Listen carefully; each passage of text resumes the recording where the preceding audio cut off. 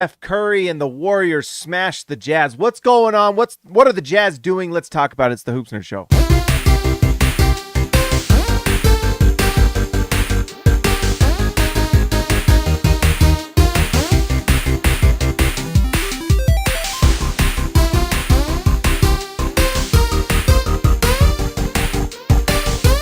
All right, guys, before we get started, let's give a shout out to our sponsor, Prize Picks. Go to prizepicks.com, use promo code HoopsNerd. They will match up to $100. You put down $5, they will give you $5. It's free money up to $100. Go do it. It's a lot of fun. You can go pick your players, the over-unders. Do you think someone's going to go over like Steph Curry on the Jazz? Do you think that Markkanen's going to have a tough night and go on the under? Possibly. Now's the time to bet the unders on Utah for at least the next few games. But anyways, go to prizepicks.com, use promo code HoopsNerd, and it supports the channel. All right, so the Utah Jazz lose to the Golden State Warriors. There's a lot to discuss tonight, and I think there's a lot of things we've got to talk about. As a reminder, there were some interesting things that the Jazz decided to do tonight, and they're looking long-term. Like they said they would. The Utah Jazz told us they're thinking long-term. And guess what? They are making moves that have the long-term in sight, you know? They made all those moves at trade deadline with the long-term in mind, and then they're making rotation moves with that same mindset. And that's really, the explanation for a lot of things. If people are wondering what's going on, I'm telling you, that's that's it. All right, so by the way, before we talk about the Jazz, can we just mention that the Warriors looked awesome tonight? Even with Draymond Green in foul trouble, he had 3 fouls in the first quarter. It didn't really make too much difference because Andrew Wiggins looked like finals, when Andrew Wiggins was the second most important player on that team. Definitely looked like it tonight. He goes 6 for 10 from the field, 17 points, perfect from 3. He was fantastic tonight. Led the Warriors in plus minus, actually, along with Steph Curry. Tonight he was the second best player. He was incredible. He just had 17 points, but he was just awesome. His defense was incredible. And you know what? Klay Thompson looked like vintage Klay Thompson tonight. Steph Curry shooting, he had an incredible fourth quarter, takes 16 threes, makes 7 of them, but he was moving the ball around. Look at that, 10 assists for Steph, and a lot of that was to Klay, who looked like vintage Klay, 11 for 19 from the field, 3 for 7 from 3 for 26 points. This Warriors team is figuring it out, and it's tough that the Jazz have to play them twice now in the next 3 or 4 days because they are looking awesome. And Jonathan Kuminga is turning into a player as well. So this Warriors team is kind of figuring out who they are, while the Jazz are also. But the Warriors kind of know what they are, and that's why they stood pat at the trade deadline. The Jazz are in a completely different area as a team and are trying to figure out who they are at all right now. So anyways, let's talk about it. Now, the Jazz lose this game by, a pretty 22. Steph Curry blew up in the fourth quarter, but this was actually close. It was going to be 5 points at halftime, just a 5-point lead until Draymond makes the 3. But the Jazz kept it relatively close in the third quarter, and at one point I think they even pulled it within 3. And then the Warriors just kind of, they're the Warriors, and Steph Curry is Steph Curry, and they took out the Jazz like good teams do. But there were some things about this game that we need to talk about, some things that were good and some things to remember. Now, Lauri Markkanen goes 8 for 17 from the field. You'll look at these numbers, and if anyone who, didn't watch this game, they'll look at the percentages and probably not think much of it. Lauri Markkanen was not very good in this game. He was not very good, and he got bullied. This Warriors team has size. When you consider Kuminga, Wiggins, Draymond, all these wings they have, and the guys that can defend the wing, they bullied him off of his spots all night long. And, it's a credit to Markkanen that he still found a way to score 42% from 3, 47% from the field, but he has just 5 rebounds and 19 points, and it was a minus 26 tonight. This starting unit, this starting group, it was rough. Those 4, John Collins, Lauri Markkanen, Keyonte George, and Colin Sexton, those guys took the brunt of, the Steph and Wiggins minutes, and it was brutal. But you know what? There's some things that we've got to discuss a little bit with Markkanen. Right now, everything that Markkanen does. And let me pop this out in case I'm not missing. I don't want to miss any chat. I'm going to pull this out. Okay. There's a lot of things that Markkanen does incredibly well. He's a great shooter. He is an incredible play. He's a great cutter. He's actually really good in transition. He can score in the post on a mismatch. At least right now on a mismatch. And he can do a lot of different things. He scores that bucket well, and he can really hit some tough shots. There's some things he's got to learn to do. One of those is play through physicality like he did tonight. I mean, this is the Warriors, and they looked like the finals champion Warriors from like 2 years ago. And if you're going to face a team like this, there's going to be times where Lauri Markkanen is going to have to overcome that type of play. If he's the top 5 player that you want or you think you have to win a title, then he's going to have to be the type of guy that can overcome this type of Warriors team and really score, And if you can't, then it shows that the Jazz kind of understand that and have got some, like, if Lauri Markkanen can't overcome those situations, then it's obvious the Jazz need another superstar. And I think probably all Jazz fans agree with that. Probably, right? That the Jazz need another star that is at least as good as Lauri Markkanen, but probably much better, right? You probably need a top 10, top 5 guy if you want to win a championship with this Jazz team, because I don't think Lauri Markkanen is there. Now, at times, I think Lauri Markkanen plays like a top 15 player. At worst, I think he's top 20. And that's really great. But you're going up against Steph Curry, who's a top 5 player, and you're going up against Draymond, who is a elite defender, and Kuminga, who's an elite athlete and big and strong, and Wiggins is an elite defender when he wants to be. And it was a struggle tonight, and he needed that other superstar. Now, everyone online is probably, and I've seen a lot of people online on Twitter complaining about a lot of different things and lineups and whatnot. You know what?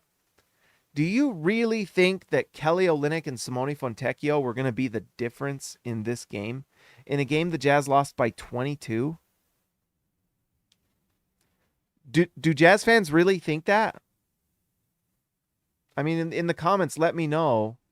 I mean, yeah, sure. Kelly Olynyk provides some playmaking and makes things a little easier. So I think this game would have probably been a little closer. But do you really think the Warriors wouldn't have scored what they did on Kelly Olynyk? I don't know. I don't really think so. Kelly Olynyk is a nice offensive player. He is a bad defensive player. I don't think the score is all that much different. Maybe a little closer, but not much different. Do we really think that Ochai Agbaji was going to change this game? He was playing 10 minutes a night, and he couldn't hit threes. The last month or two, couldn't hit a three. Really couldn't. He was down to 33% from three. He had gone like 1 for 20 or something like that. Like 2 or 3 for 20 in his last 23s. You really think that Ochai Agbaji was changing this game? Do we really think Simone Fontecchio was having that huge of an impact? That he was going to stop Steph Curry tonight? I don't think so. We saw a tweet from Andy Larson where I guess Jazz players were frustrated in the locker room, and that's probably a good thing that they care. It's good they care and they want to win and want to make the playoffs. So win then. Is Keyonte George starting over Chris Dunn all that much different? Keyonte played 29. Chris Dunn played more minutes tonight than he typically does, even with starting before the trade deadline. He was averaging like 16 minutes a night. He played 19 tonight. That's what he's been playing. I mean, honestly, like some of the things that are being said, I'm like, that's really what you think? Like Kelly Olynyk? Yeah, Kelly Olynyk's nice, and he shoots 40% from 3, and he probably would have added, 8 points and 5 assists and 4 rebounds, and the Jazz probably would have been maybe 4 or 5 points closer, but maybe not, because he can't defend anything. Okay? The Jazz defense in this last month has been like number 30. So I don't think it was really changing all that much tonight. Yeah, Taylor Hendricks made some mistakes and had some some problems, but he also defended pretty well, and he was only a -2 in a 20-something point loss. Guess what? That's called defense. Look at this. We had some guys that were plus. Look, Chris Dunn was a +7. By the way, this lineup that was Chris Dunn, Taylor Horton-Tucker, Taylor Hendricks, and Walker Kessler, that was the lineup that was really interesting because it was really good defensively against second units. And I think Will Hardy saw that, and that may be something we see lots more of. You know, THT had some backbreaker plays, but he was a +6, and he hit some threes, and he made some pretty good plays, especially in the first half. He made some nice plays, played pretty controlled until he had some brutal turnovers. That's the biggest thing with him, man, is the decision-making sometimes is just brutal. But anyways, can we just, and I guess we just got to go big picture here. Big picture here. Kelly Olynyk wasn't changing much tonight. And it's not like the Jazz have been blowing the doors off people of late. If the Jazz players are really that mad, let's see. Let's go to the Utah Jazz and just look at this. Like, let's just look at the reality of what's going on. Curry finisher to imaginary superstar. Curry made some chicken out of the Jazz. Clay too, some barbecue chicken. That's for dang sure. But let's see. Let's go to the schedule. And by the way, thank you, DWCB, I assume, for the $2. I really appreciate it. Look, the Jazz, look at this. If the Jazz didn't want their players to be traded at trade deadline, especially the vets, if they want to make the playoffs, well, then guess what? 3 losses in a row, 2 wins, 3 losses. Like, it's not like they're blowing the doors off. In their last, their last 10 games, how many is this? 1, 2, 3, 4, 5, 6. Let's see. 1, 2, 3, 4, 5, 6, 7 losses. I mean, basically, I guess we can take off that 6 because this was post-trade deadline. Let's see. 6 losses and 4 wins. They were 4-6 in their last 10. Okay? It's not like they were like blowing the doors off people anymore. They had been figured out in a lot of ways. Colin Sexton had been scouted, and they weren't at 4-6 in their last 10. Spare me the frustration in the locker room. All right? And if you can't overcome a little bit of trade deadline, by the way, this is what real NBA teams go through. Big boy NBA teams. You know what it's like right now to be on the Lakers with LeBron James tweeting out the hourglass emoji, like actively revolting against the coach and actively asking for the GM to trade the players on the team sitting next to him in the locker room. And they're figuring out how to get wins.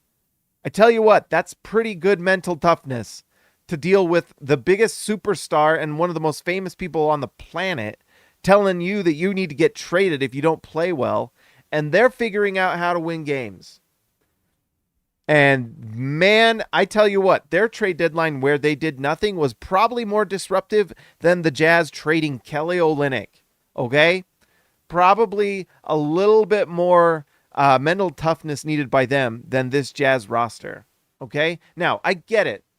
You know, that it's frustrating to lose. And I'm sure the Jazz players are frustrated. That tweet by Andy Larson, if you haven't, go look at his Twitter, but it said it's one of the most frustrated locker rooms for the Jazz he's seen in a while. Well, fine. They lost and they're frustrated. They should be frustrated. If you want to win games and you lose, then that's the correct attitude. But if this is over trading vets, spare me. This happens with every team. Are the Jazz the only team that made trades this trade deadline? Were the Jazz the only team that made trades? Other teams seem to be okay. It's part of the game, guys. If you can't overcome a little bit of a trade deadline and some adjustments the team's making, I don't know what to tell you. And the Jazz want to go better because back to the Lauri Markkanen discussion here. He wasn't very good tonight. He was a -26.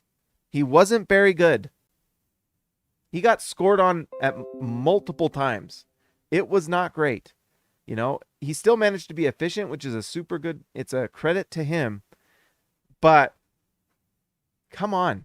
If you are going to be, then buck up, really. Score the ball. Dominate a quarter. Take the lead. It didn't happen, you know? And that's what Justin Zanuck and Danny Ainge understand, is that it's not there yet.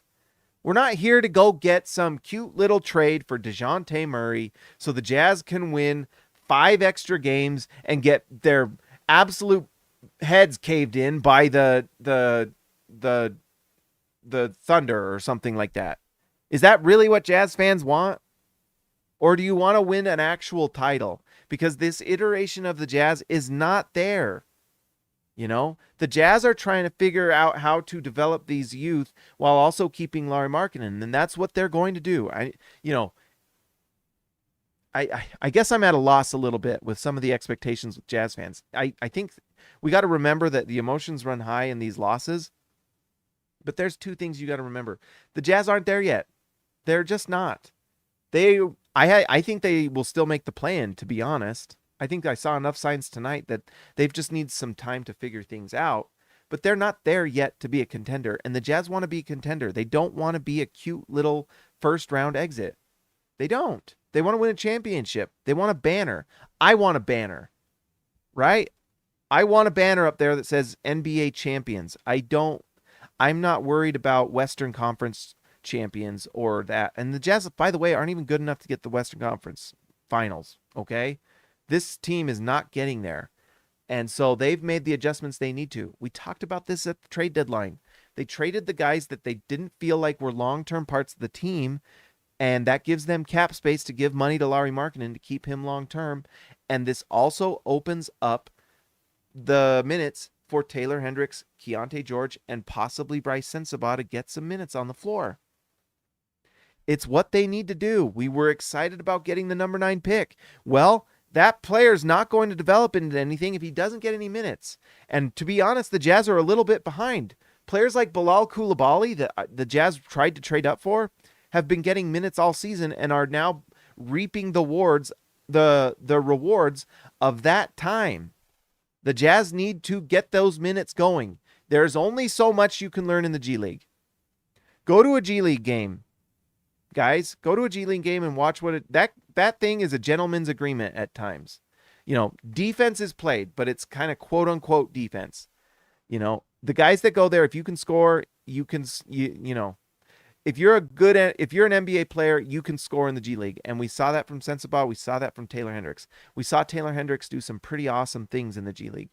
But there's only so much you're going to learn there. Taylor Hendricks now in 2 games has gotten to face Kevin Durant and now Steph Curry, Draymond, Bradley Beal. In 2 games, he has gotten a crash course in playing in the NBA.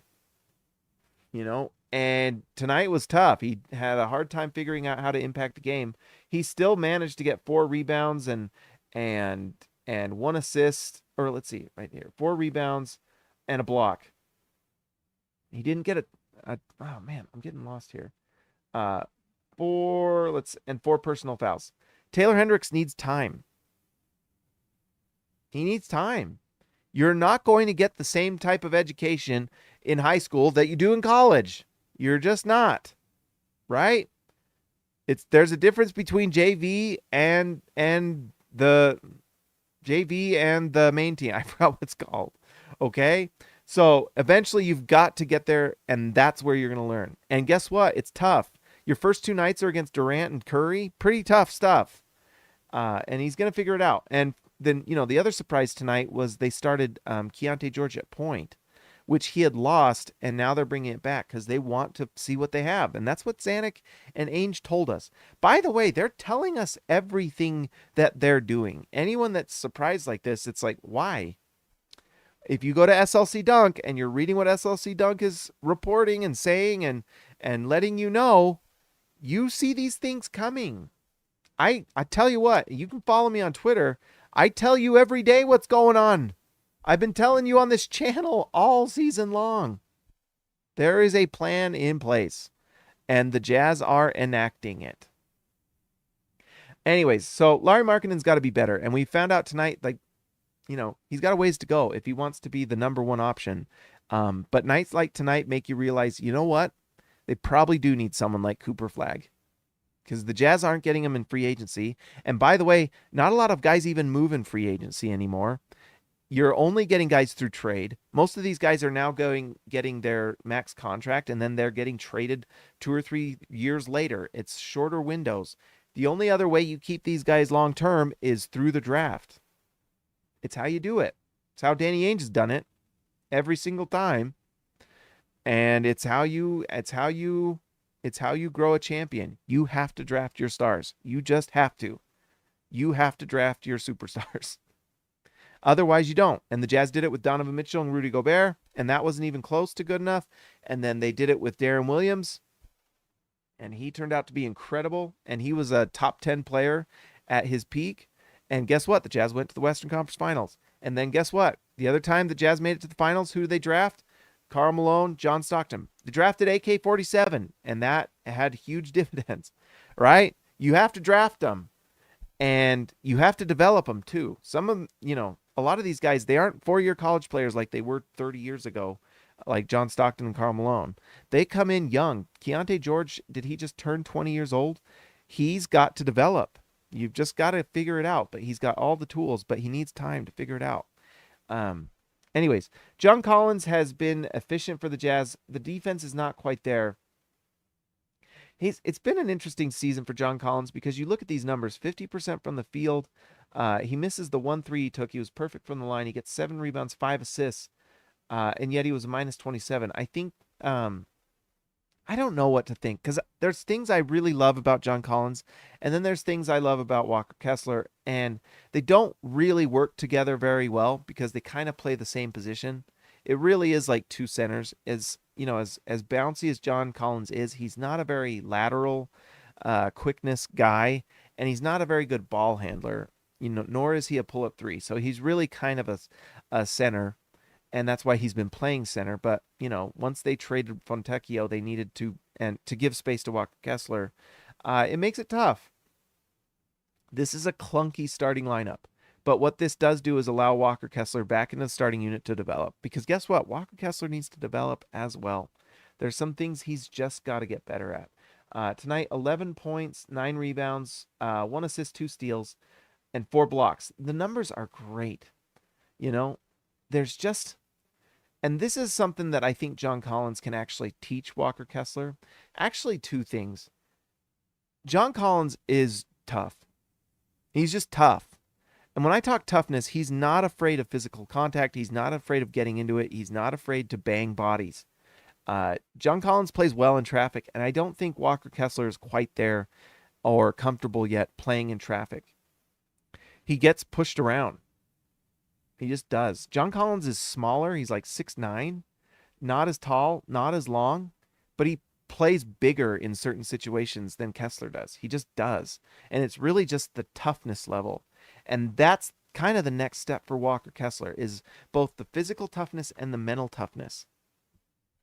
I kind of am at the point, we were frustrated. I was frustrated, at least, after Team USA and the way Steve Kerr treated Walker Kessler and just didn't give him a chance to play. And he absolutely should have gotten more minutes with Team USA. By the way, am I like fading away? The green screen's a little much today. And it obviously affected him mentally.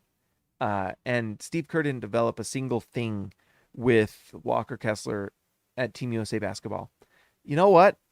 It's in the past now. It's over. It's time to get over it. It's time, to just, you're okay. It didn't go well. It was frustrating. There were some come to Jesus moments where you had to kind of learn, who am I? What am I as a player? Maybe what am I not as a player? And those things are hard to learn. A lot of us, like me, found out in 7th grade that our basketball dreams were probably not going to happen. That certain limitations were there. A lot of these rookies, like Walker Kessler's been the best player in the gym his whole life until he got to college. And even in college, he was one of the best players on his team. Now he's in the NBA and he's on the floor with the likes of Kevin Durant and Steph Curry. And it's the first time he's probably been like, man, I have got a lot that I need to be better at. It happens to every player, unless you're like LeBron James. And even LeBron James had to figure some things out. But you know what? It's now season 2, and we're midway through season 2.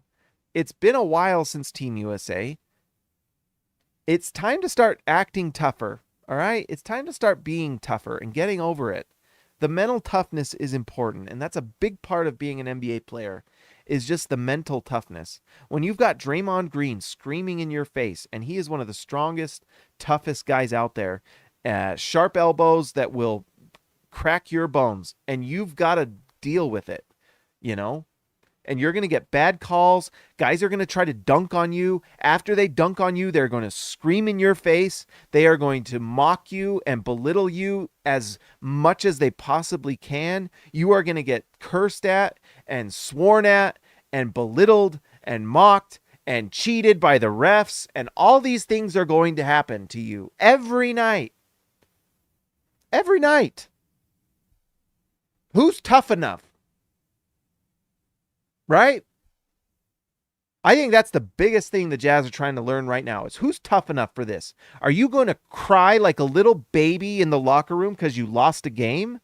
Or are you going to turn it around?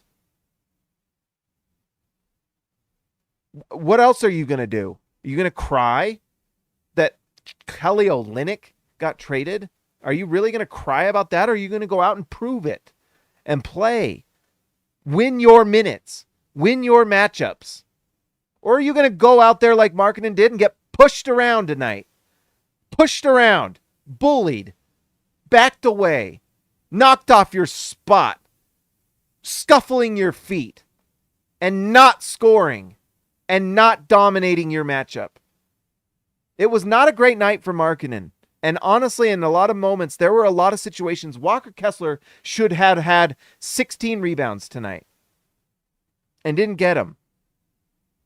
Didn't get them. And I know the numbers are good. You look at these numbers. 4 blocks, 2 steals, 1 assist, 9 rebounds. 5 for 7 from the field. 11 points. You know what? It should be 15 points. He missed a layup because he wouldn't dunk the ball. Dunk the ball. Do you think Shaq would have not dunked the ball? You think Patrick Ewing wouldn't have dunked that ball? Dunk the ball.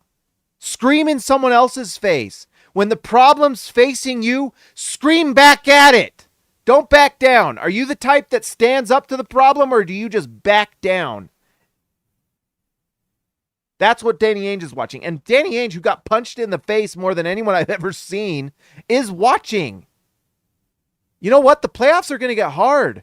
You're going to have tough moments. You're going to have guys grabbing and scratching and clawing. You're going to have cuts all over your arms and your chest. You're going to get poked in the eye. You're going to get hard fouled. You're going to have refs do a bad job. Are you tough enough to overcome it, or are you just going to get knocked off your spot? Are you going to watch the ball bounce away and you're not going to jump and dive and grab it?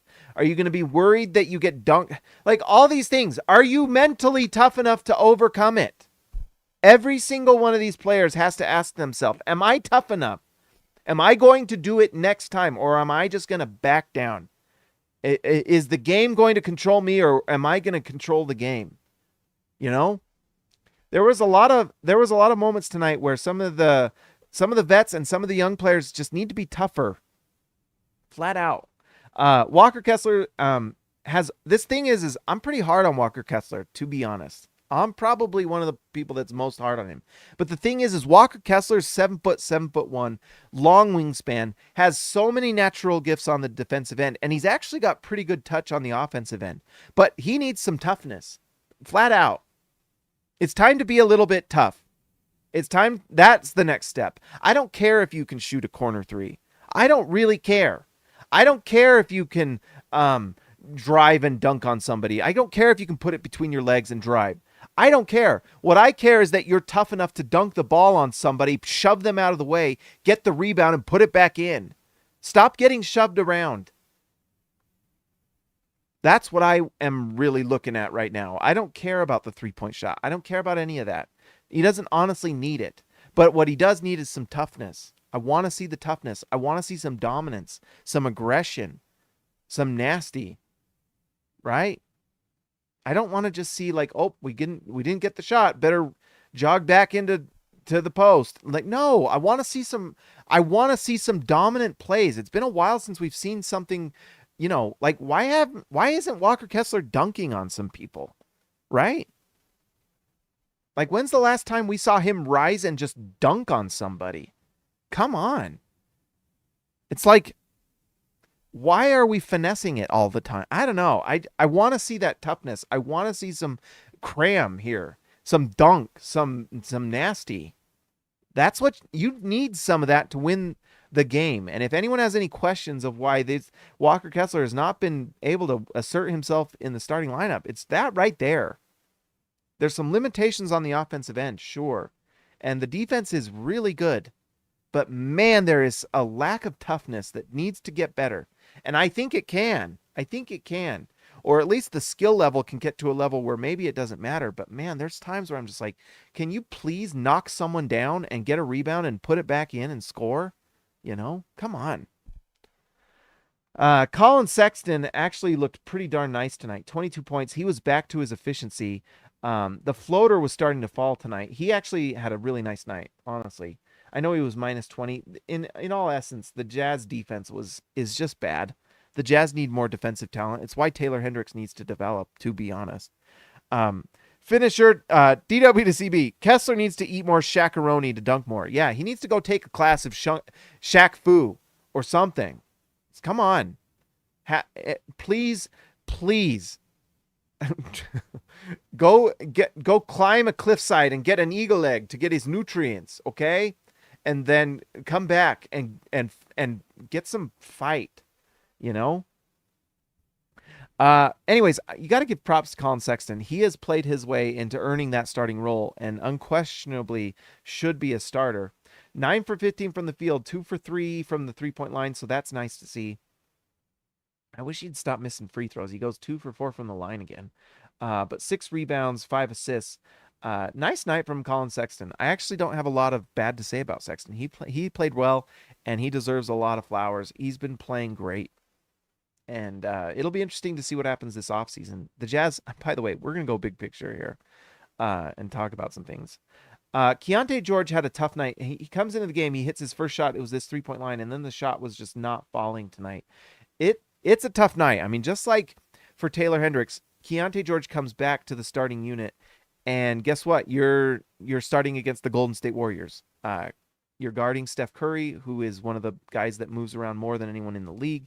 You're having to go into the lane against Kuminga, Draymond Green. Kuminga's good, by the way, guys. There were people that were saying, like, no, the Jazz should not get Kuminga. And I was like, why? He's like 6'9", insanely strong and athletic, and he's starting to shoot the ball well from three. Like, you don't want that guy? Okay. Anyways, he's good for them. He's a good defender, and he plays hard. And you combine that with Draymond Green and how well Andrew Wiggins is playing right now, that's a tough start, There was a few times where I wanted to see that aggression from Keyonte George a little as well. And one thing he's got to learn is he's got to learn a little bit of that toughness as well. Keontae's got to get over some of the mistakes, because guess what? They're going to happen. You're going to make mistakes, especially at point guard. It's not like Walker Kessler where it's like you set screens and roll and dunk. You're making every single decision. And guess what? It's really fast-paced in the NBA, and you're making all the decisions, and a lot of the scoring is dependent on what you do, and you're just going to make mistakes. Got to get over it. If you throw the ball away, miss a three, if the shot's not falling, you got to still get back in transition. You've got to still play hard. And so that's one thing that he's got to learn. He still managed to get 4 assists, but it was a tough night for Keyonte. I tell you what, it was just a tough night. And by the way, this is just new lineups. Keyonte George, and this is one thing I was thinking about while I was watching, a lot of these guys had been figuring things out in a specific role with the team before the trade deadline. The thing about losing Kelly Olynyk, in a vacuum, it's like, it's whatever. Fontecchio is fine, although, I don't think the Jazz are really going to cry themselves to sleep at night because they don't have Simone Fontecchio. And Ochai Agbaji, as much as I loved him and his potential, was not really contributing in a big way. But what did happen is that Keyonte George goes from playing against second units to the starting unit, and you go from playing with a specific group of players to a different one. And he's also coming into a starting lineup that's not that fluid. John Collins and Walker Kessler is two centers. It is what it is. And Lauri Markkanen is probably best at the 4 position. And so the Jazz really aren't playing with a wing. They're playing with like 2 centers and a forward and then 2 guards. And so it's going to be tough. It's a tough situation. And so it's going to take him some time. It just is. He was really figuring it out. I mean, we saw it. I mean, look at this. Let's just go to, in fact, you'll just see. He had really figured it out with the second unit and had 5 or 6 games there where he was like blowing the doors off people. These last 5, look at this, 55% from the field, 55, 53, 54. He has the one bad game against, Kevin Durant, but that's kind of this new look Jazz with different lineups. But look at these last 4. He's crushing teams, crushing them. Guess what? Now it's time to progress to the next level. And that's hard to do, It takes time. It's going to take a little bit, but you're going from playing second units, playing off of guys to now he's got the ball in his hands and he's got to be the guy. And you're going against Steph Curry. You're going against Kevin Durant. It's tough to do. So this is great for Keyonte George. Sure, the numbers don't look very good tonight. That's just not arguable. 2 for 10, 1 for 6, 4 assists. He did keep the turnover ratio pretty decent, but minus 32. Not, they got killed tonight. But guess what? Now he's playing up against these guys. He knows what level he needs to get to. He achieved it with the second unit. He overcame his issues because guess what? He was struggling earlier in the season as well. And he figured it out and played through it. He got those minutes. Taylor Hendricks hasn't gotten that, and so Keyonte George is on kind of like the second level of development now. He's hit level 1, he hit it. He's there. Now it's level 2. Can you go to a starting unit? He's got Walker Kessler, Lauri Markkanen, and John Collins, all starting rotation level players on his team, and he's got to figure it out. And he will. He will, but it's going to be a little painful.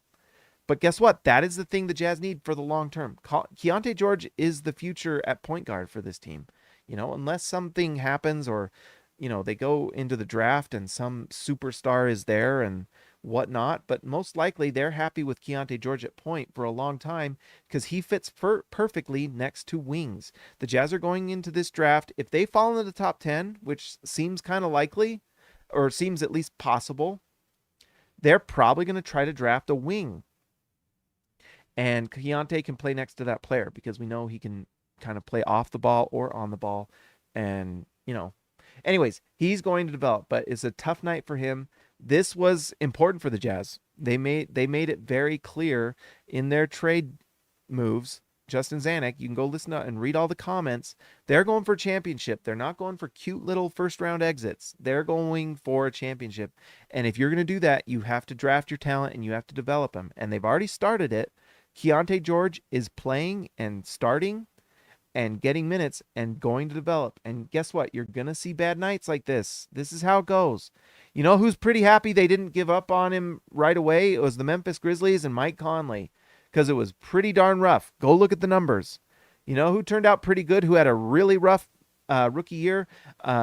Darius Garland on the Cavs. Now he's an all-star. And Keontae's been better than those two both. He's played really well. And so it's going to take some time, but you know what? You need to give him the minutes because that's what's good for the Jazz long term. Not making every little vet happy. If Jordan Clarkson's not happy with the decisions they made, well, tough cookies because we're the Utah Jazz and we make decisions based on what's best for the Jazz, not for just individual players. And that includes Lauri Markkanen. If Lauri Markkanen doesn't renegotiate with the Jazz this season, you can bet Danny Ainge will trade him so fast, faster than you can say Vitu, okay? So it will go fast, and that's how it goes. Because guess what? The Jazz are not playing this game that they used to play where we just kowtow to players. No, is Donovan happy? Is Donovan mad? Oh my gosh. We better go sign Eric Paschall to make him happy. Oh, we better keep Royce O'Neal because if we trade Royce O'Neal, then Donovan Mitchell will be sad. They're not doing that anymore. They're doing what's best for the Utah Jazz. And that means developing youth. And if that means going for Cooper Flagg, then dang it, that's what they're going to do. 100%. And you either care or you're off. And Will Hardy has said that multiple times. He made that comment about Bryce Sensabaugh before the game even started. Bryce Sensabaugh will get minutes as soon as he cares about 100% more things than just scoring the ball. What did Will Hardy say earlier in the season when the Jazz were losing? You are going to play if, one, you pass the ball, and two, you care about the Utah Jazz. And honestly, this is not to attack Markkanen or anything like that. Because honestly, I think Lauri Markkanen's 100% in on the plan. Because he's made those comments. He said he hopes he's not traded. Blah, blah, blah, blah, blah. I think he 100% knows what's going on. He knows what it takes to win and what it takes for this team to win. And that means drafting your talent and developing it. And they've already started with Keyonte George and Taylor Hendricks. And they've got to develop those guys. They just have to. They have all the potential in the world. I still can't believe some people were wanting to trade first-round picks for DeJounte Murray, who, by the way, is a Rich Paul client who is going to the Lakers. You know why there were rumors about the Lakers and the Atlanta Hawks? Because Rich Paul of Clutch Sports is his agent. Also, if you don't know, he is the partner of LeBron James. That's their agency. You think that DeJounte Murray is staying long-term with the Jazz? No, he is going to the Lakers. You're really going to give first-round picks up for DeJounte Murray as he goes off to Lakerland? No. And you know what? Tony Jones even said that was never a thing. You know, the Jazz might have offered, you know what? They probably offered, like possibly Colin Sexton. Maybe. And even that, I'm not even sure, you know, who knows, but it certainly wasn't any draft capital worth worrying about. It was probably seconds and a player like that, or Jordan Clarkson or something like that. Who knows? But it wasn't going to be anything of huge import. Anyways, Taylor Hendricks, we've mentioned it a little bit. He is getting minutes, and he was the first sub off the bench. He comes in, and you know what? It was a struggle. But guess what? There are flashes, and I've seen enough that I'm excited to see what he can do. He needs time on the floor. He needs time to figure it out. He's got to be able to play through his mistakes, and the Jazz are allowing him to do that now. He has been in the G League. He's paid his dues. He's now on the roster, and he's got to play. And the thing is Jazz fans were clamoring for this for a long time. Well, now you have it. Turns out Will Hardy understood. He wasn't quite there yet before. When they were trying to win a lot of games to see if they could convey the pick, he was not playing. Turns out Will Hardy kind of knows what he's doing. In fact, in every situation we've seen something shake up the Jazz, you look back and you're like, holy cow, Will Hardy's pretty good. He knows what he's doing. You know, and so now they're going to figure it out. It's going to be tough. It's going to be painful at times. There's going to be mistakes. You're going to watch Taylor Hendricks get crossed out of his shoes against Kevin Durant. And you're going to watch him be a little bit lost against Steph Curry on the perimeter as he dances and scores his three-pointer. I mean, this is the NBA. It's like Street Fighter. You have new bosses every round, and you got to learn how to play them every single round. And the first time you play him on Street Fighter, guess what? Blanca does the spinny move and he knocks you over and then he electrocutes you and you get smoked. But then the next time you play him, you know what to expect. It just takes time. You've got to play to learn. You've just got to get experience. That's what it takes. You've got to take your lumps and then you learn, and that's how you grow. And guess what? The more minutes he gets, the more confidence he feels from the coaching staff and the front office, which they fully support him. He'll know that he can make those mistakes, but then guess what? He'll start improving and get better. I actually think the next 2 or 3, I don't think the Jazz are going to win either of the next 2 games. If they do, I'm going to be really excited. Really excited. But I don't think they're winning. They're playing the Lakers next. The Lakers are tough. They are dealing with LeBron James and the media and all this stuff, and they're tough. They're a good team now. Obviously the Warriors are really good. By the way, the Warriors are just good. Sometimes you just lose because the Warriors are really good. But anyways, Taylor Hendricks I'm really happy he's getting these minutes because he has the potential to be something really special. He does. I don't know if he's ever going to be an all-star, but he certainly has a chance to be a first-team all-defense guy and a guy that can I mean, maybe he could be an all-star. If he's first-team all-defense, then that immediately gets you in the conversation at least. He has a chance. Jordan Clarkson was, I think, the leading scorer for the Jazz. Sorry. Tied for the leading scorer with Colin Sexton. Pretty nice. 4 for 7 from 3. It was nice to see the 3-point shot falling. It's nice to have Jordan Clarkson on the team because having these vets like Clarkson, Sexton, Collins, Markkanen, that's enough vets on the team that if they're good enough with these rookies, when the rookies start figuring it out, they should be able to make the play-in or at least convey the pick. And if not, then you know what? They weren't good enough in the first place. So we'll see. But, Jordan Clarkson, it's nice to have him on the team because you can put him on the floor to try to win games when you're close. Chris Dunn is incredible. The shooting wasn't there tonight. 0 for 3 from 3, 1 for 6 from the field. And, last show we talked about how he needs to just let it fly. And then he does, and he goes 0 for 3. So you can see why sometimes he's a little tentative, but he still can knock those down. 1 for 6 from the field. He's not the greatest offensive player, but what he is like the greatest defensive player. I think Chris Dunn should be first team all defense. It's amazing what he does. Defensively, he just absolutely, look at this, 3 steals in 19 minutes. It's crazy what he does disrupting the ball. No block shots tonight, so no stocks, just no stocks, just steals. But you know what? He was a +7. He just truly impacts games in a big way. I bet you he's the Jazz 6th man next year. He just comes in and he just disrupts things. And you can play him longer if you want and have him guard Steph Curry and things like that. But you know what? They even brought him in on Steph Curry, and Steph Curry still scored. Because Steph Curry is Steph Curry. Anyways, I just love Chris Dunn. I think he's awesome. So it was, it's pretty standard Chris Dunn night. 3 steals, although struggled offensively. That's kind of who Chris Dunn is a little bit sometimes. Talen Horton-Tucker continues to get minutes. He was actually pretty decent tonight. +6, 13 points. He had a brutal turnover at one point that really hurt the Jazz. But he also had some plays where he was keeping him in it. He was 5 for 9 from the field. He played pretty controlled until he had just 2 brutal turnovers. But 13 points, 4 assists. I actually think overall he played pretty well. So it's nice to see. There are going to be times where it's going to be pretty brutal, but sorry. But tonight it was overall very good. Overall good, with some bad things sprinkled in there, but overall it's nice to see Talen Horton-Tucker doing well. He's had a good attitude and he's been a professional, so it's nice to see what he can do. We didn't see Bryce Sensabaugh tonight. We'll see if he gets minutes. We were told that he might start getting some more minutes. We'll see.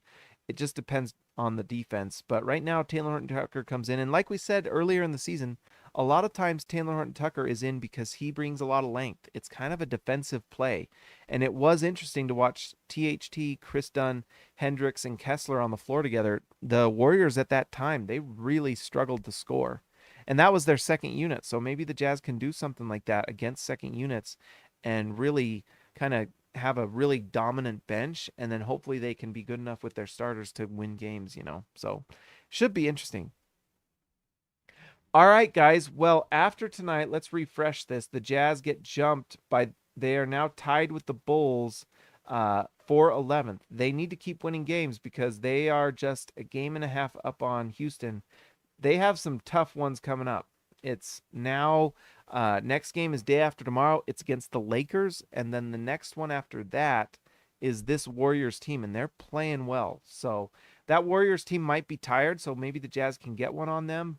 We shall see. But it'll be a back-to-back for the Jazz. Utah's now tied with the Bulls, who won their recent game. So if we're going to convey the pick, they better... They got to figure it out soon, but we knew that this was going to be a little rough after the trade deadline. All right, let's see here. Let's give a shout out to our All-Stars tonight. Guys, long show tonight. There was a few things that I felt like just need to be said. By the way, can rookies just be rookies?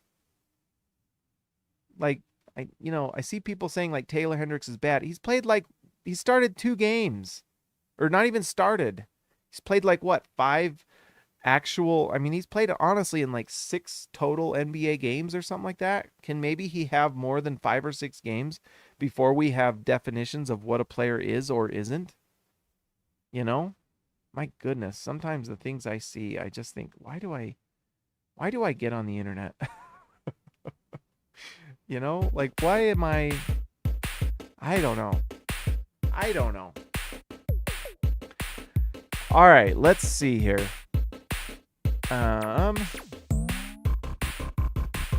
Yeah, leave Hendricks and Brittany alone. Let him develop. Let rookies be rookies, okay? Let them be rookies. All right, let's give a shout out to our All-Stars tonight. Oh, I forgot to load it up. By the way, guys, if you're new here, like and subscribe to the channel. I would appreciate it. If you haven't already, you can join the channel to support. That would be great as well. All right, let's give a shout out to our All-Stars. Let's give a shout out to Ryan Perry, the legend. Just Buckets, JB, Baby Elliott Matson, Christian House Money to Haas, The Outlaw, Jesse James Nelson, all the Josh you need, just Josh in your pod. Ezekiel Ricevia, the man from down under. Yes, Jake C. Can. See ya. Lexa Later, Built for Tough, Alexander Tufts, Jorge Arrizaga, Mimigo de Bajo, Jordan the Goat Best Roll, TGD, Total Game Domination, Tyson Price, The Price is Right, Austin R. Grant, Editor Extraordinaire, Finisher to Imaginary. It's not showing me the full name. DWCB, Patrick Kubo, the Connoisseur, and Robert Hall of Fame.